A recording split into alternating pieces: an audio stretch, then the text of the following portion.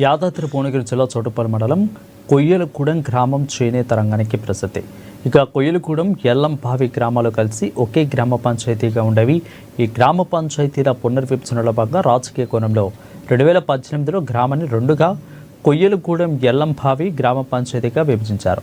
ఇక కొయ్యలగూడానికి ముఖద్వారంగా ఉన్న జాతీయ రహదారి ప్రాంతం ఎల్లంబావి గ్రామ పరిధిలోకి వెళ్ళింది. ఇక అశాస్త్రీయంగా జరిగిన గ్రామ పంచాయతీ పునర్విభజనను నిరసిస్తూ గ్రామస్తులు అనేక ఉద్యమాలు నిర్వహించారు. కానీ సమస్య పరిష్కారం కాలేదు. దీంతో చివరిగా 2019లో జరిగిన గ్రామ పంచాయతీ ఎన్నికలను బహిష్కరించారు.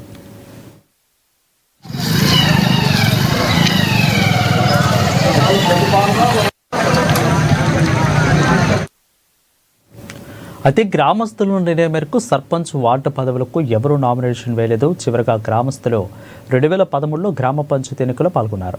ఇక మళ్ళీ 12 సంవత్సరాల తర్వాత గ్రామ పంచాయతీ ఎన్నికల్లో పాల్గొంటున్నారు. సమస్య పరిష్కారం కోసం పంచాయతీ ఎన్నికలను బహిష్కరించడంతో గ్రామంలో అభివృద్ధి పూర్తిగా కుంటుపడిందని భావించి ప్రజాస్వామ్యంలో ఓటుతోనే సమస్య పరిష్కారం అవుతాయని గ్రామస్తులు నిర్ణయించి ఎన్నికల బరిలో నిలుస్తున్నారు. ఇక 12 సంవత్సరాల తర్వాత గ్రామ పంచాయతీ ఎన్నికలు నిర్వహిస్తూ ఉండడంతో గ్రామంలో పండుగ వాతావరణం నెలకొంది.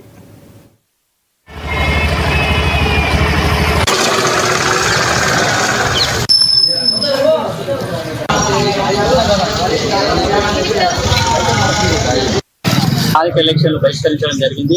అప్పట్లో 2018లో 2 గ్రామ పంచాయతీల విభజించడం జరిగింది. ఒకటి ఎల్లంబాయిగా, ఒకటి కొయ్యలగూడెంగా విభజించడం జరిగింది.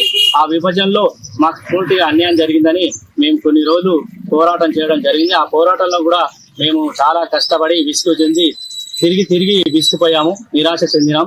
అయినా మాకు ఎలాంటిది న్యాయం ప్రభుత్వాలు చేయలేదు. మా గ్రామ ప్రజలకు పూర్తిగా అన్యాయం జరగడం జరిగింది.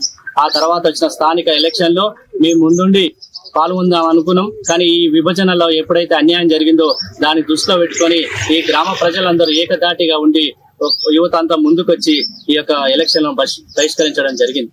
ఆ తర్వాత మా కాలానుగుణంగా మాకు ఈ గ్రామ పంచాయతీకి సర్పంచ్ లేక, ఈ పాలకవర్గం లేక మాకు ఇబ్బందులు పడి తర్వాత స్పెషల్ ఆఫీసర్ పరిపాలించడం వల్ల మా గ్రామానికి అభివృద్ధి జరగలేదు. ఇంకా కూడా కుంటుపడి ఎక్కడెక్కడ వేసిన గొంగుడు ఎక్కడే ఉన్నట్టు మా గ్రామ పంచాయతీ అభివృద్ధిలో లేకపోయింది. నోచుకోక చాలా బాధలు పడుతున్నాం. మా గ్రామ ప్రజలకు పెన్షన్ రాక, మా గ్రామ ప్రజలకు ఎన్నో ఉపాధులు లేక చాలా బాధపడుతూ ముందుకు పోతున్నాం. అయినా ఈ రోజు వచ్చిన అవకాశాన్ని వినియోగించుకోవాలని స్థానిక ఎలక్షన్ లో పోటీ చేసి యువత ముందుకుండి ఈ యువత స్వచ్ఛందంగా వచ్చి ప్రతి ఒక్కరు గ్రామ సర్పంచే గాని, వార్డు మెంబర్లే గాని దయచేసి స్వచ్ఛందంగా ముందుకొచ్చి ఈ గ్రామాన్ని అభివృద్ధి చేయాలని, ఆదర్శ గ్రామంగా మేము తీర్చిదిద్దాలని ప్రతి ఒక్కరు యువకులం మేము స్వచ్ఛంద